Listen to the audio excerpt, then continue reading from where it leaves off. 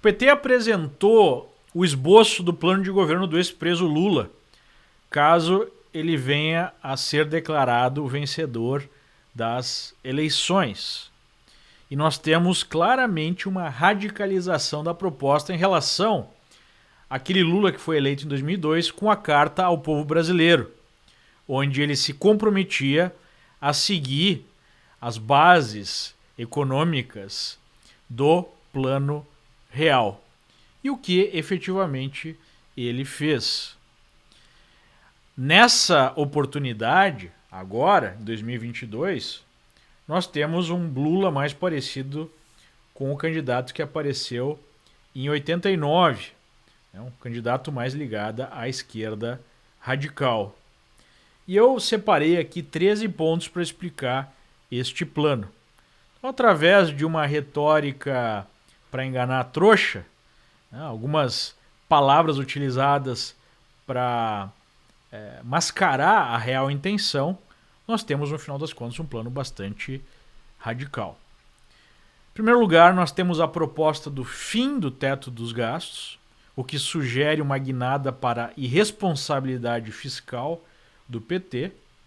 Lula sabe que, se for eleito, terá uma grande oposição, uma forte oposição, e precisa criar uma espécie de prosperidade artificial no começo do seu mandato. Isso poderia ser alcançado através dessa irresponsabilidade fiscal. Por isso, a proposta do fim do teto dos gastos. Além da revogação da reforma trabalhista, que foi a flexibilização das leis trabalhistas produzidas no governo Temer, foi um grande feito do seu governo, o que acelerou a criação de empregos no Brasil e diminuiu aí em 90% os processos trabalhistas, que significam um verdadeiro inferno para qualquer empreendedor no Brasil, diminuindo a competitividade do país frente aí a outros países do mundo. Nós temos também a legalização do aborto sendo proposta, não com o uso do termo aborto, transformar o aborto aí na garantia dos direitos sexuais e reprodutivos da mulher. A mesma lógica utilizada lá pela famigerada Agenda 2030 da ONU, porque o PT sabe que aborto, é uma palavra impopular no Brasil, a esmagadora maioria da população é contra o aborto, então eles mascaram isso através de um outro termo. Nós temos a expansão de todo tipo de cota, por raça, por classe social, enfim, é a lógica de bolsas e cotas da esquerda. Parte dessa explosão de gastos seria bancada pelo documento num imposto maior para os ricos, o que obviamente é uma mentira, a ideia seria aumentar o imposto para todos. Nós temos aí, e eu vi talvez que esse seja o ponto mais preocupante do documento, pelo menos em termos econômicos, a defesa do controle de preços, sem especificar como isso aconteceria, se seria utilizada a ferramenta de tabelamento, que sempre é um verdadeiro desastre, e, mais sério, controle do valor da moeda, ou seja, do câmbio, destruindo uma das pernas do tripé de estabilidade financeira e econômica do Brasil. O documento coloca em vários parágrafos, são 90 parágrafos ao todo, o Estado como o, abre aspas, indutor e coordenador da economia, ou seja, o partido defende uma estatização ainda maior da economia brasileira. A economia brasileira já é muito estatizada, muito centrada em torno aí do Estado. Se defende o fim das privatizações, a criação de novas estatais, e como se cita aí a Eletrobras e os Correios, a Eletrobras que já está na reta final de privatização, abre aí a possibilidade de uma reestatização da empresa, caso o ex-preso venha a ser eleito. O documento coloca os bancos públicos como os principais agentes de crédito, o que também preocupa, porque nós temos aí a capacidade, através dos bancos públicos, de dar um bypass na responsabilidade fiscal. Você pode criar crédito, dinheiro, no final das contas, através desses bancos públicos. Em parte, isso foi feito pela Dilma, com resultados catastróficos. Nós temos uma guinada do plano do PT na direção de uma nova economia verde, com aí o comprometimento, a redução das emissões e a transição energética. que tem sido horrível para a economia americana e a economia europeia.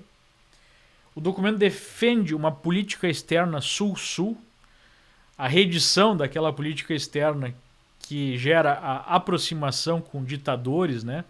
Muitos desses ditadores companheiros da esquerda, como Maduro na Venezuela, como os Kirchner na Argentina, ou a Kirchner e seu poste, como o ditador boliviano, como alguns ditadores africanos, ao invés de buscar aí acordos comerciais com as potências desenvolvidas. E ainda na política externa, o plano deixa claro aí o apoio ao globalismo, né? A retirada da soberania brasileira e a colocação dessa soberania nas mãos de órgãos multilaterais. Fala, né, o plano, o termo utilizado no globalismo é governança global, né, que é uma forma aí, é um eufemismo para o globalismo. E pasmem, um dos pontos do plano é o combate à corrupção. Né? Então o PT, o partido que dominou, né, que chefiou o maior esquema de corrupção da história do Brasil, possivelmente da história humana, saqueou a Eletrobras, saqueou a Petrobras, saqueou o Estado como um todo para enriquecer integrantes, para desviar dinheiro para o partido, desviar dinheiro para ditaduras amigas, quer combater a corrupção. A trouxa que acredite nisso. E nós temos, por último, e não mais importante, o objetivo declarado de regular a mídia e combater na internet as chamadas fake news e o chamado discurso de ódio. O que nada mais é do que a imposição de censura através de novas leis. A censura que já está sendo criada no Brasil através dos inquéritos aí do Supremo, mas o PT quer transformar em lei para controlar a mídia tradicional e controlar também a internet. E assim, né, poder impedir críticas ao partido, críticas ao governo. Ou seja, é um plano de governo que nos coloca na rota aí do atraso, que usa como modelo países, né, que destruíram aí a prosperidade, que levaram a população à pobreza extrema ou até mesmo à fuga em massa, como Argentina e Venezuela. E realmente, novamente aí, me incomoda o fato de agentes do mercado acreditarem que tudo não passa de discurso eleitoreiro. Se de fato o ex-preso chegar à presidência, eles vão descobrir tarde demais que não é simplesmente discurso.